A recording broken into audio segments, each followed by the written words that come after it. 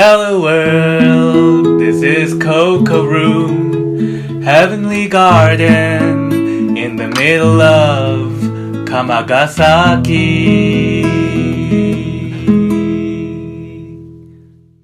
Hello world, this is Cocoroom, and I'm Dan, your radio host for Cocoroom International.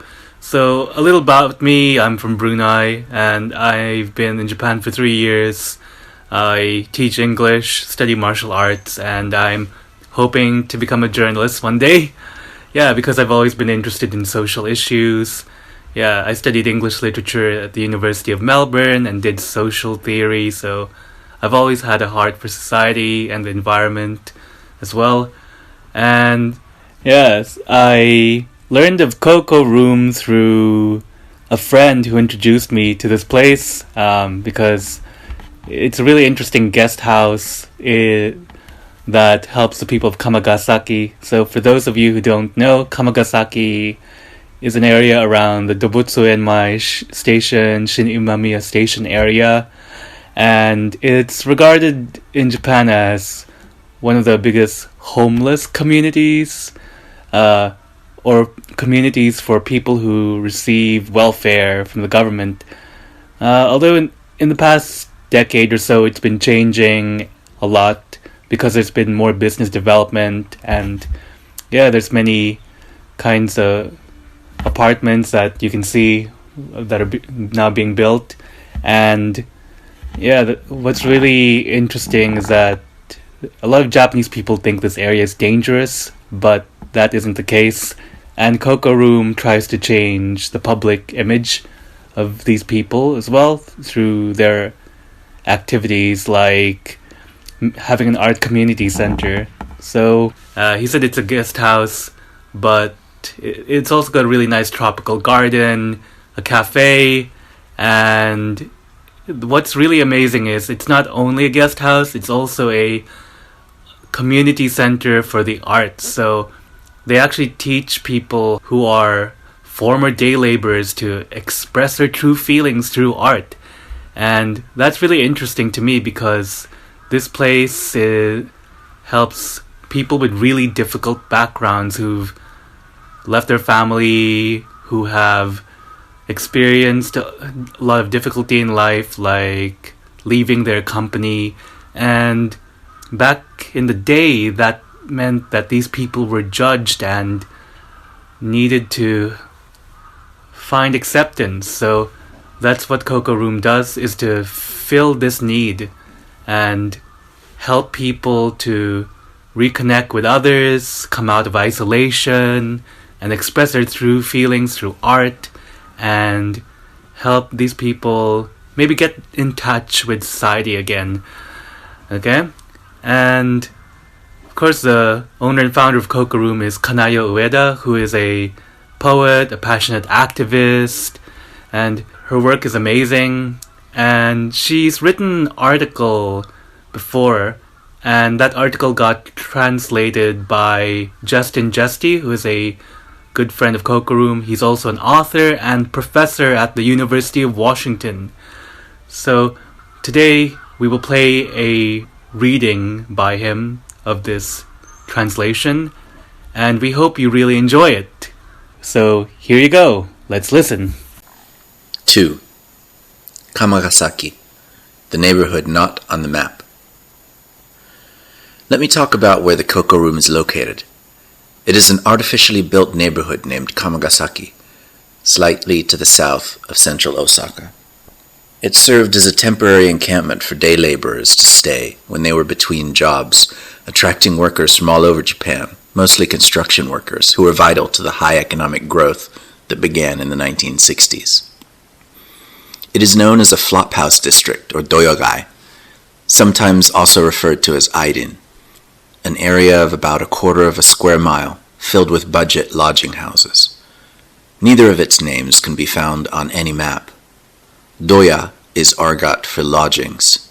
Almost all the rooms in Doya are 52 square feet, or 3 tatami mats. At its peak, 30 to 40,000 residents stayed in the area.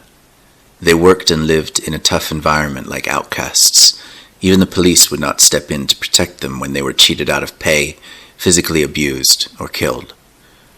For that reason, the area saw many riots over the years, and the media painted it, in even worse terms, as a dangerous place to steer clear of. The image has still not changed today. The neighborhood not on the map is not just a catchphrase, but something that I see denoting situations of prejudice and segregation like what is seen in Kamagasaki.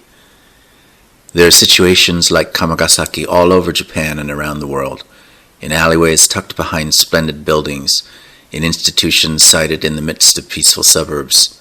It is in the way people see, feel, and think. During the 1990s, after the economic bubble burst, work gradually disappeared from Kamagasaki. Laborers grew older, and many were pushed out onto the streets. By the latter half of the decade, about 2,000 residents were living outdoors. Many initiatives were implemented to help the area get through the situation. People over 55 could register for special public cleaning work for the elderly and be part of regular area maintenance like cleaning and trimming grass. The pay was 5,700 yen a day, 15,000 yen, or about $150 if you did it 3 times a month. It was enough to just about get by if supplemented by other jobs like collecting empty aluminum cans. An emergency overnight shelter also opened. Every evening, tickets for beds are passed out in front of the Iden Center, allowing someone to stay until 5 a.m. There's a shower and a toilet on one side of the building, and a large room filled with rows of bunk beds. These initiatives were made possible by the 2002 law to help homeless people gain independence, Homeless Jiritsu Shien, which greatly increased national funding for anti-homelessness programs. The movement to enact the law actually began in Kamagasaki. The 2008 Lehman shock caused a sudden spike in the number of people seeking public assistance. The doya were converted into welfare apartments, where about 10,000 people lived on public assistance, though because of the high death rate, that number has now fallen to about 8,500. Many of these people who until recently had been working to support their livelihoods suddenly found themselves with nothing to do. Spurred on by the workings of the poverty industry, they tended to lose themselves in gambling and alcohol, or even worse, become shut-ins and fall ill. Solitary death and care for the dying became major issues. Then, since around 2013, a project to redevelop one of the districts that neighbors Kamagasaki was completed. The development, which is just over 10 minutes on foot from Kamagasaki, now has the tallest building in Japan and a new shopping mall. When that happened, Chinese investors began to invest in Kamagasaki itself, buying up doya and empty storefronts and turning them into karaoke bars and hotels. A giant pachinko parlor and a volume retailer were built on the former site of the Festival Gate development, which is explained further below.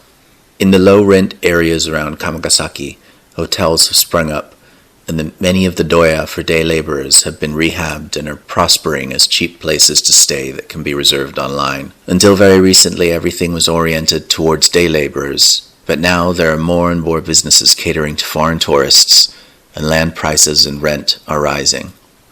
Yet still, as of the end of 2016, there were 400 people using the emergency shelter and over 100 living outdoors in Kamagasaki. As had always been true, people just released from prison and others with borderline mental and developmental disabilities continued to drift through, adding additional layers to the complexity of issues in the area.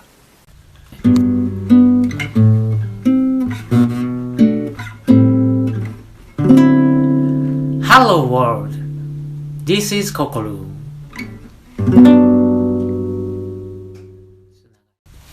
Now before we end, we'll play for you an original song by the Kamage Choir. It's called the theme song of the Kamagasaki Opera. Now, what makes the song really interesting is that it's a random combination of lyrics contributed by each choir member. Now, it's so random and nonsensical that one of the lyrics in Japanese says, "Onara wa hoshi no rapa da yo," and in English, it just translates to something like, a fart is a trumpet played by a star. I really enjoyed listening to this entertaining song, and I hope you guys do too. So here, check it out. Let's play. See you next time.